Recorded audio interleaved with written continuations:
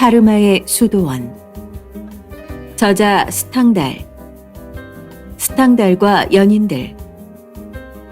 스탕달은 늘 외모에 열등감을 지니고 있었음에도 불구하고 열정적인 사랑을 했던 인물이었다. 그는 여러 여인들과의 무성한 연애담을 만들어냈는데 이러한 기질은 바로 외삼촌인 로맨 간용의 영향인 듯 싶다. 스탕달의 첫사랑은 배우였던 퀴블리 양이었다. 여리고 소심한 성격의 스탕달이었지만 그는 용기를 내 퀴블리 양의 거처를 알아냈다. 그 후 먼 발치에서 남아 퀴블리 양을 바라보려고 스탕달은 집 주변을 맴돌곤 했다. 그러나 막상 퀴블리 양과 정면으로 마주치게 되자 당황해하며 도망치고 말았다. 스탕달의 첫사랑은 이렇게 싱겁게 끝나고 만다. 하지만 청년기에 이르러서는 보다 적극적으로 대처한다. 상대는 여배우인 멜라니 길베르였다. 멜라니가 공연 때문에 마르세유로 내려가자 스탕달은 과감히 따라 내려가 식료품점에서 근무하면서 멜라니 길베르의 사랑을 얻으려 노력한다. 1800년 이태리에 체류했을 당시 스탕달은 안젤라 피에트라 그리와를 처음 보게 되는데 그녀에 대한 스탕달의 열정은 무려 11년 동안 지속되다가 마침내 그녀를 정부로 삼는 데 성공했다. 이 무수한 여인들 중에서 스탕달의 인생에 중대한 영향을 끼치는 인물이 있었다면 바로 마틸드 비스콘틴이었다. 마틸드는 20세 연상인 남편과 별거 중이던 두 아이의 어머니였다. 마틸드는 자유주의 사상을 지닌 성숙한 여인이었다. 스탕달은 마틸드야말로 자신이 늘 꿈꿔오던 고결한 영혼의 소유자라고 여겨 끊임없이 사랑을 고백한다. 하지만 스탕달의 애절한 호소에도 불구하고 마틸드는 냉담한 반응만 보인다. 결국 스탕달의 사랑은 마틸드의 죽음으로 영원히 이루어지지 못하고 마음에 상처만 남긴 채 끝난다. 그런가 하면 스탕달을 열렬히 사랑한 여인도 있었다. 망티 장군의 부인은 부모와 친교가 있었던 탓에 일찍부터 알고 지내던 여인이었다.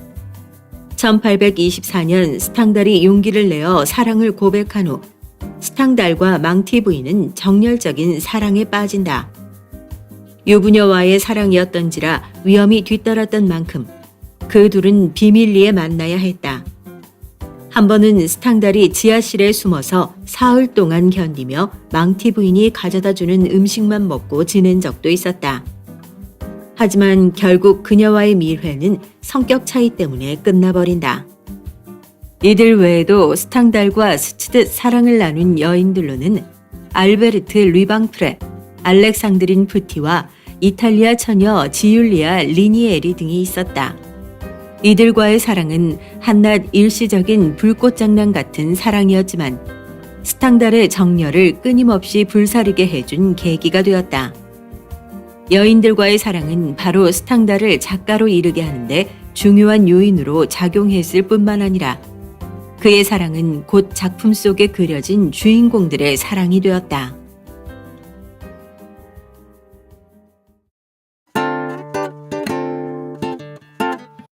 등장인물. 지나 델 동고. 델 동고 후작의 동생으로 미모와 재치를 갖춘 덕에 수많은 연애담을 만들어낸다.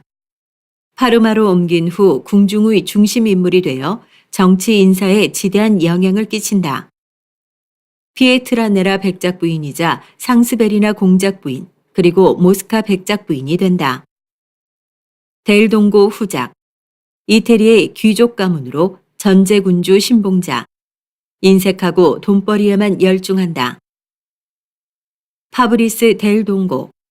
델 동고 후작의 아들이자 지나의 조카, 나폴레옹을 숭배한다. 모스카 백작. 파르마의 백작 지나 델 동고를 사랑하는 순수한 사랑의 소유자. 클레리아 콩티. 전제주의 옹호자인 파비오 콩티 장군의 딸. 파브리스와 사랑에 빠진다. 로베르 중이. 델 동고 후작의 부인과 매우 친밀한 관계. 피에트라네라 백작. 혁신파로 진화의 첫 남자. 델 동고 후작의 반대에도 불구하고 결혼하여 밀라노로 떠난다. 싸움에 휘말려 죽음. 상스베리나 공작. 진아와 정략 결혼을 한 두 번째 남자. 주기를 얻고 다른 곳으로 떠난다. 지레티. 파브리스가 우연히 들른 극장에서 만난 여배우의 애인. 파브리스와 싸우다가 죽어 파브리스에게 살인자의 오명을 남긴 란드리아니 신부. 파르마의 대교주. 브라네스 신부. 파브리스가 친아버지 이상으로 따른 신부이자 예언가. 루이도빅. 과거 상스베리나 공작 부인의 마부. 파브리스를 도와준다. 프란테 팔라. 자유주의와 혁신적인 사상을 지녔고 파브리스의 탈출을 도와줌. 진아를 사모한 나머지 그녀의 요구대로 전제군주인 대공을 독살한다. 파브리스, 세상에 나오다. 나폴레옹이 세계 정복의 야심을 불태우며 프랑스 군기를 내세워 세력을 퍼뜨리고 있을 무렵, 나폴레옹의 지배욕은 이태리에게까지 이어져 당시 전제군주 체제였던 이태리에서도 변화의 바람이 불었다.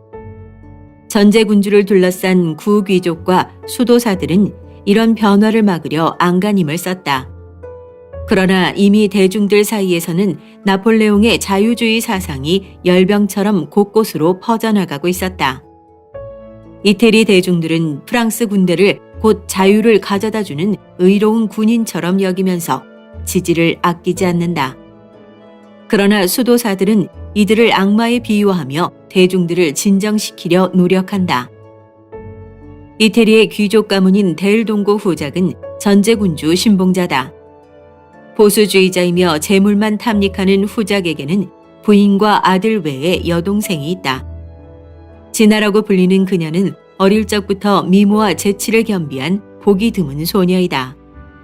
프랑스 군대의 입성 소식을 듣자 데일동고 후작은 부인과 진아를 남겨둔 채 그리안타에 있는 별장으로 피신한다.